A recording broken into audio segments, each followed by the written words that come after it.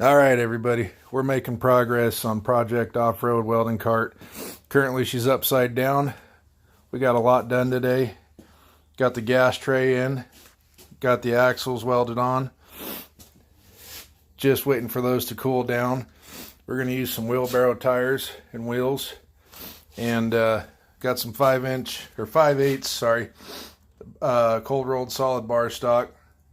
Drilled the holes in it for the cotter pin. We're going to get the wheels set in place, put a little tack weld so it doesn't slide back and forth.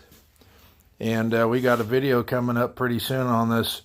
Stick around.